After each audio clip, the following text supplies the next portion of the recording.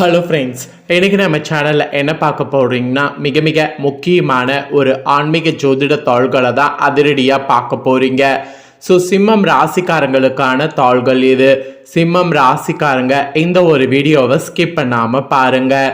So உங்களுடைய ராசிக்கு December மாதம் பிறந்ததிலிருந்து நிறைய கிரகங்களால் தலையெழுத்து மாறப்போகுது.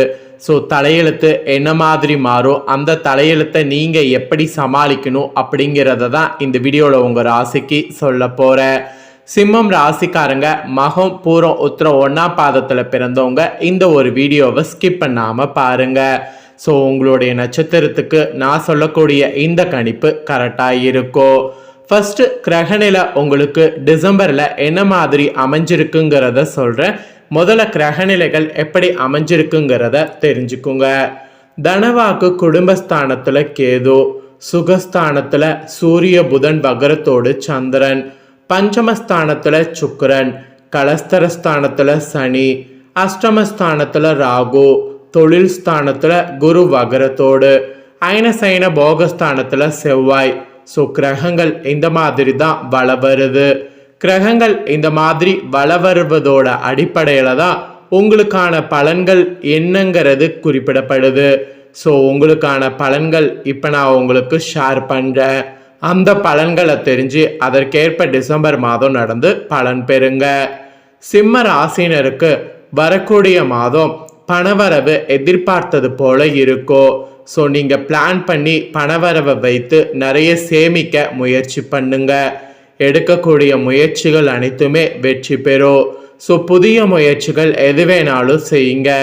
அதே வேளையில் ராசியை செவ்வாய் பார்ப்பதால் மற்றவர்களிடம் உங்கள் கருத்துக்களை கூறும்போது அவர்கள் தவறாக அதை புரிந்து கொள்ளலாம். இந்த ஒரு காரணத்தினால உங்களுடைய கருத்துக்களை மற்றவர்கள்கிட்ட கூறும்போது கவனமாக இருக்கணும். முடிஞ்ச அளவு உங்கள் கருத்துக்களை மற்றவர்கள்கிட்ட கூறும்போது அதை தவிர்த்து விடுவது நல்லது. எந்த அளவுக்கு இந்த மாதிரி நான் சொன்னது போல் நீங்கள் உங்கள் கருத்துக்களை சொல்லாமல் இருக்கிறீங்களோ அந்த அளவுக்கு ரொம்ப வாழ்க்கையில் பிரச்சனை இல்லாமல் இருக்கும். அதனால் அந்த மாதிரி கவனமாக இருக்க பாருங்க. அப்புறம் நீங்கள் தொழில் வியாபாரம் செய்பவர்களாக இருந்தீங்கன்னா தொழில் வியாபாரத்தில் இருந்த போட்டிகள் டிசம்பர் மாதம் அகலும். மெயினாக நீங்கள் எதிர்பார்த்த அளவு வியாபாரத்தில் லாபம் கிடைக்கும். அதுக்கான எல்லா வகையிலையுமே உங்களுக்கு கிரகங்கள் சூழ்நிலை கரெக்டாக அமைஞ்சிருக்கு. அதாவது கரெக்டான முறையில் அமைஞ்சிருக்கு. கூட்டு தொழில் வியாபாரம் செய்பவர்கள் கவனமாக இருக்கணும்.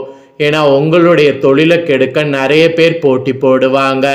அதனால் அதில் கவனமாக இருக்கிறது நன்மை தரும். ஸோ தொழில் வியாபாரத்தை பொறுத்த வரைக்கும் இந்த மாதிரி கவனமாக இருக்கணுங்கிற மாதிரி குறிப்பிடப்படுது. அதுக்கப்புறமா உத்தியோகத்தில் இருப்பவங்களுக்கு சொல்லப்பட்டிருக்கு. உத்தியோகத்தில் இருப்பவங்களுக்கு வீண் அலைச்சல்களை நீங்கள் டிசம்பர் மாதம் சந்திக்க நேரிடும். இருந்தாலும் மேல் அதிகாரிகள் கூறுவதை கேட்டு அதன்படி நடப்பது நல்லது. வீண் அலைச்சலை சந்திக்கும் போது மேல் அதிகாரிகளை கேட்டு நீங்கள் நடந்துக்கும் போது அதில் கொஞ்சம் குறைவதற்கு வாய்ப்பு இருக்குது. சக ஊழியர்கள் உங்களுக்கு சப்போர்ட்டாக இருப்பாங்க. அதனால் சக ஊழியர்கள் கிட்ட உதவிகள் வேணும்னா கேளுங்க. தொழில் வியாபாரத்தில் போட்டிகள் அகலும். அதே சமயம் வியாபாரத்தில் கூட்டுல கவனமாக இருக்கணும். அதே போல தான் உத்தியோகத்திலையும் மேலதிகாரிகள் கேட்டு அதன்படி நடக்கணும். இந்த மாதிரி உங்களோட துறைக்கேற்ப கவனமாக இருக்கணுங்கிற மாதிரி குறிப்பிடப்படுது. அப்புறம் குடும்பத்தில் இருந்து வந்த கருத்து வேற்றுமையெல்லாம் நீங்கும். மெயினாக கணவன் மனைவிக்கிடையே மனஸ்தாபங்கள் அகலும். எனவே கவனமாக எதையும் பேசுவது நல்லது, செய்வது நல்லது. பிள்ளைகளிடம் அன்போடு பேசுவது நன்மை தரும். அக்கம் பக்கத்தினருடன் வீண் வாக்குவாதங்களை தவிர்ப்பது நல்லது. பெண்களுக்கு கூட விவேகமாக செயல்படுவது வெற்றி தரும். அதே சமயம் எதிர்பார்த்ததற்கு மாறாக காரியங்கள் நடக்கலாம். ஸோ அதில் கவனமாக இருக்கணும். அந்த கவனம் இருந்தால் தான் வீண் அலைச்சல் ஏற்படுவது தவிர்க்க முடியும். இல்லைனா வீண் அலைச்சல் ஏற்படும். ஸோ குடும்பத்தில் இந்த ஒரு கண்டிஷன் உங்களுக்கு இருக்குது. பார்த்து கவனமாக சூதானமாக செயல்படுங்க. அப்புறம் நீங்கள் கலைத்துறையை சேர்ந்தவர்களாக இருந்தீங்கன்னா எதிர்பாலினத்தரோடு பழகும்போது கவனமாக இருக்கணும். மெயினாக நண்பர்கள் மூலம் வீண் அலைச்சல்கள் குறையும். நேரம் தவறி உணவு உண்ண வேண்டியது இருக்குது. அதனால் அந்த உணவு உண்ண வேண்டியது போன்ற தவறை செய்யாதீங்க. அது செய்தீங்கன்னா உங்களுக்கு தான் ப்ராப்ளம் வரும். அப்புறம் அரசியல் துறையில் இருக்கிறவங்களுக்கு நினைக்கக்கூடிய காரியங்கள் தள்ளி போகலாம். வீண் அலைச்சல் வேலை பளு இருக்கும். ஸோ வேலை பளு இருக்கும்போது கண்டிப்பாக அந்த வேலை பளுக்கேற்ப நீங்கள் உழைச்சி தான் ஆகணும். அப்போ தான் அரசியலில் மேலிடத்தில் நெருக்கம் அதிகரிக்கும், மனம் மகிழக்கூடிய காரியங்கள் நடக்கும். அதே போல் மாணவர்களுக்கு ஆசிரியர்கள் கூறுவதை நீங்கள் கவனமாக கேட்டு டிசம்பர் மாதம் அதன்படி நடப்பது நல்லது. அப்போதான் வெற்றிக்கு உதவியாக உங்களுக்கு முன்னேற முடியும். வீண் அலைச்சலை தவிர்க்கிறது நல்லது. ஸோ இந்த மாதிரி தான் உங்கள் ராசியை சேர்ந்தவர்களுக்கு டிசம்பரில் பலன்கள் கிடைக்கும் என்பது குறிப்பிடப்படுது. ஸோ இதற்கேற்ப நடந்து பலன் பெறுங்க. இப்போ உங்கள் நட்சத்திரத்துக்கு ஏற்பவும் சிறப்பு பலன்கள் கூறப்பட்டிருக்கு, வாங்க பார்க்கலாம். ஃபர்ஸ்ட் மகம்ல பிறந்தவங்களுக்கு கூறப்பட்டிருக்கு. மகம்ல பிறந்தவங்களுக்கு டிசம்பர் மாதம் வீண் மனக்கவலை உண்டாகும், எதிர்பாராத செலவு ஏற்படும், அலைச்சலால் சரியான நேரத்திற்கு உணவு உண்ண முடியாத நிலை ஏற்படும், பணவரவு இருக்கும், வாக்குவன்மையால் காரிய அனுகூலம் ஏற்படும். ஸோ வாக்குவன்மையை நல்லா வைத்துக்குங்க. அப்புறம் பூரம்ல பிறந்தவங்களுக்கு சொல்லப்பட்டிருக்கு. பூரம்ல பிறந்தவங்களுக்கு டிசம்பர் மாதம் தொழில் வியாபாரத்தில் எதிர்பாராத போட்டிகள் ஏற்படும். தொழில் வியாபாரத்தில் அதிக முதலீடு செய்யறதுக்கு முன்னாடி யோசிப்பது நல்லது. கடன் விஷயங்களில் கவனமாக இருக்கணும். பழைய பாக்கிகள் சிறிது தாமதத்திற்கு பின் வந்து சேரும். உத்தியோகத்தில் இருப்பவங்க வீண் அலைச்சலை சந்திக்க வேண்டியது இருக்கு, அதை மட்டும் கொஞ்சம் பார்த்துக்குங்க. அப்புறம் உத்திரம்ல பிறந்த நட்சத்திரக்காரர்களுக்கு சொல்லப்பட்டிருக்கு. உங்களுடைய நட்சத்திரத்துக்கு டிசம்பர் மாதம் குடும்பத்தில் திடீர் கருத்து வேற்றுமை ஏற்பட்டு நீங்கும். விருந்தினருடைய வருகையால் செலவு கூடும். அக்கம் பக்கத்தினரை அனுசரித்து செல்வது நல்லது. வாகனங்களில் செல்லும் போது நெடுந்தூர பயணங்கள் போது கவனமாக இருப்பது நல்லது. ஸோ உங்கள் நட்சத்திரத்துக்கு இப்படி இருக்கணுங்கிற மாதிரி சொல்லப்படுது. நட்சத்திரத்துக்கு ஏற்ப உங்களோட ராசிக்கு என்ன பலன் அப்படிங்கிறது தெளிவாக சொல்லியிருக்கேன். சொன்னதை தெரிஞ்சிருப்பீங்க. தெரிஞ்சதுக்கேற்ப நடந்து பயன் பெறுங்க. இப்போ உங்களுக்கு பணவரவை அதிகரிக்கிறதுக்கு டிசம்பர் மாதம் பச்சரிசி வைத்து ஒரு பரிகாரம் செய்யணும். பணவரவுங்கிறது நம்ம எல்லாருக்குமே ரொம்ப முக்கியமானது. அதை அதிகரிக்க இந்த ஒரு பரிகாரத்தை கண்டிப்பாக ட்ரை பண்ணுங்க. இந்த பரிகாரத்தை டிசம்பர் மாதம் என்னைக்கு வேணாலும் செய்யலாம். நீங்கள் செய்யக்கூடிய அன்னைக்கு இரவு 11 மணிக்குள் செய்து முடித்து விட வேண்டும். இதற்கு நமக்கு முனைவுடையாத 11 பச்சரிசி வேண்டும். அடுத்ததாக ஒரு வெள்ளை நிற பேப்பர் வேண்டும். அதுக்கப்புறம் சிவப்பு அல்லது பச்சை நிற மை கொண்ட பேனாவும் வேண்டும். முதல்ல ஒரு அமைதியான இடத்துல அமர்ந்து கொள்ளுங்க. பிறகு இந்த வெள்ளை நிற பேப்பரில் பச்சை அல்லது சிவப்பு நிற மையை பயன்படுத்தி ஸ்வஸ்தி சின்னத்தை வரைந்து கொள்ளுங்க.